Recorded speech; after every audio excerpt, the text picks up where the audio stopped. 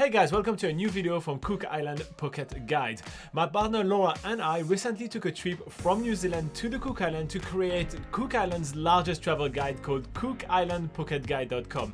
At the time of recording this video, the website is not live yet, but in a few months it will be live. In the meantime, we've heard a lot of questions from people wanting to know how much paperwork and what paperwork need to be done to travel from New Zealand to the Cook Island. So I thought I'd go over all the paperwork that we had to do before flying out, so you know what to expect.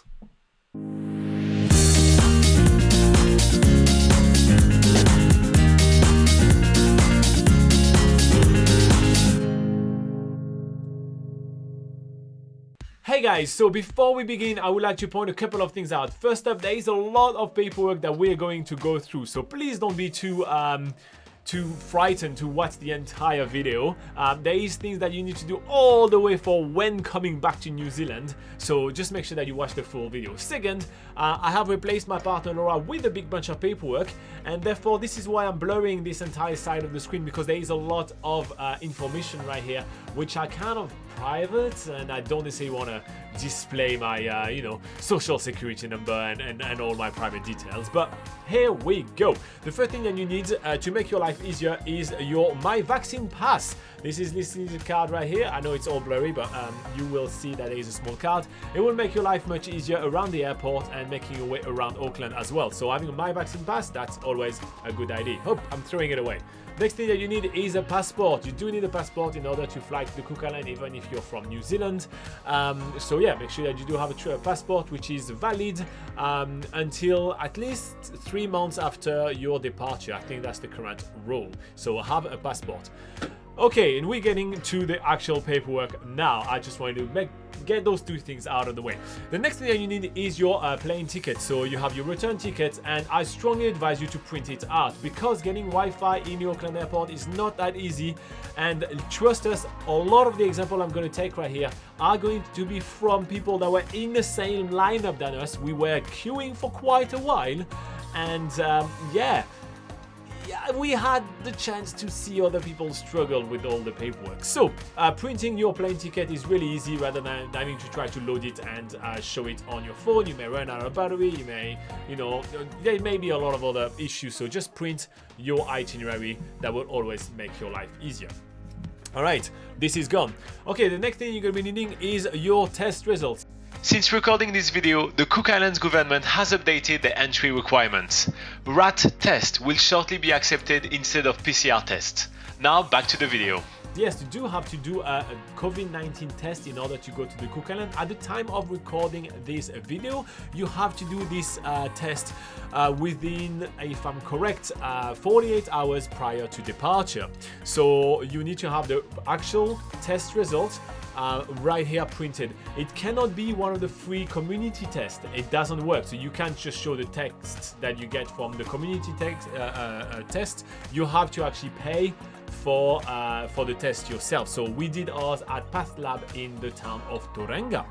Now, a couple of things about that test. So first up, they will ask you a lot of questions about this test, because one of the things that is the biggest points right here is when was the test administered. So what we did, we actually got our GP that did the swab to actually write us a letter to say when was the test exactly taken. So this is a letter with the header of the GP right here, and there is the time and the date, and there is a signature and also the contact detail of that very specific GP that administered the test, because we have seen actually with our own eyes people being turned out because it was not clear at what time was the test taken. So it's super important to do that. So yeah, don't be turned down because of a piece of paperwork. Another thing that we did is that to prove that it wasn't a community test as well, it's not necessarily that needed, but we also had the invoice from that. We had that at the ready as well. It's always handy to have, and also the invoice actually show time and dates as well, so it's kind of good.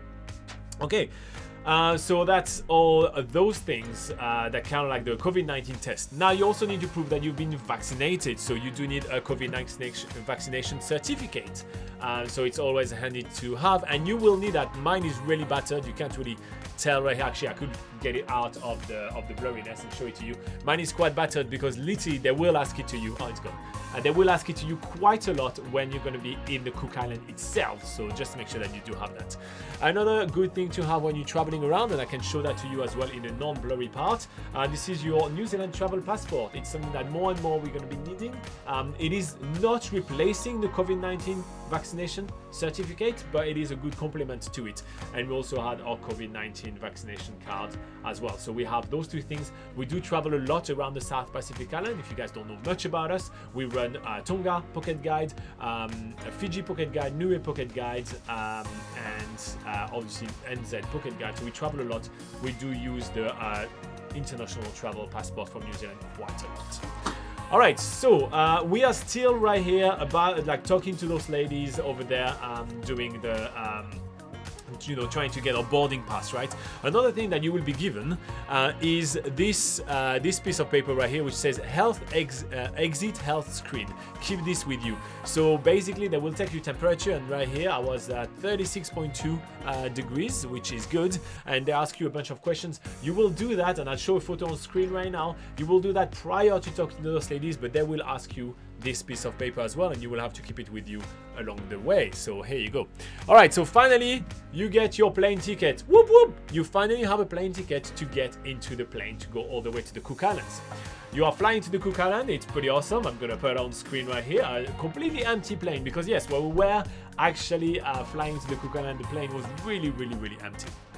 All right, once you land in the Cook Island, you will have to show pretty much all the paperwork that I showed you already, the proof of vaccination and all that, plus a couple of extra things. So here are the extra things that you will need to show when landing in the Cook Islands. And stick with me, there is even things that you need to show when leaving the Cook Islands, so stay around. And if you do find this video super useful, make sure to hit like, maybe subscribe. It's a great free way to support our hard work. And if you're on the paid way to support our hard work, you can join us on Patreon. There is a link in the description below.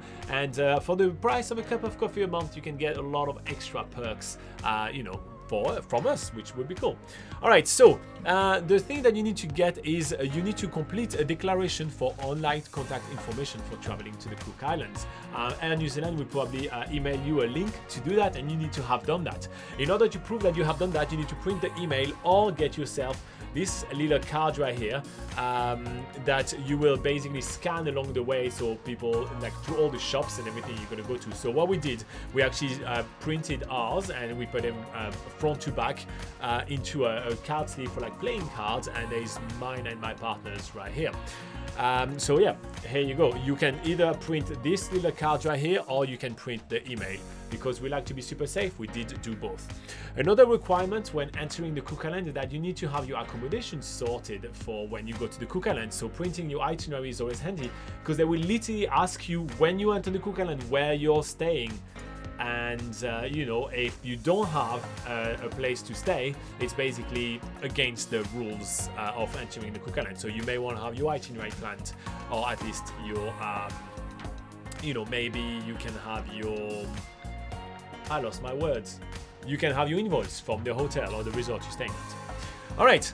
Now, if you are planning to travel to the outer island groups while you are in the Cook Islands, you may want to go to Aitutaki, for example. Aitutaki represents right here. Look at that. You will need to do a rat test at the airport. That will cost you $10, and you will have a piece of paperwork that says that you'll be negative and you've done the test and at what time the test was done. So you will get this one here, and you will also need your plane tickets showing also your return ticket from Aitutaki. So here you go. Now, if you want to get back to New Zealand after you've taken an amazing holiday in the Cook Islands, you will need to show pretty much a lot of those paperwork right here. But the other thing that you need to do is that you need to do a quarantine-free travel confirmation. So it's basically a declaration that you have to do on the New Zealand government with all your flight details as well as all your contact details. One good thing about that is that you can do one and then add a lot of family members. So even people who are not in your family, you can add them on there, and so that's kind of like your whole party. So one person can do that for everybody, and so you will need to print that email because they will ask it to you when entering back in New Zealand. Here you go, you're back home. So that was all the paperwork that you need to do to travel to the Cook Islands for this quarantine-free travel scheme that is currently in place between New Zealand and the Cook Islands. Again, if you're watching this video a few months past after its publication date, you may want to check out cookislandpocketguide.com. It's the Cook Islands' largest travel guide, and it was created by my partner Laura and I. And otherwise, have a fun time in the Cook Islands, really enjoy it. We have a few more Cook Island related videos coming in the coming weeks on the channel, so you may want to hit like and subscribe. And make sure you travel safe, make sure you travel awesome, and take care of our beautiful planet. Bye bye!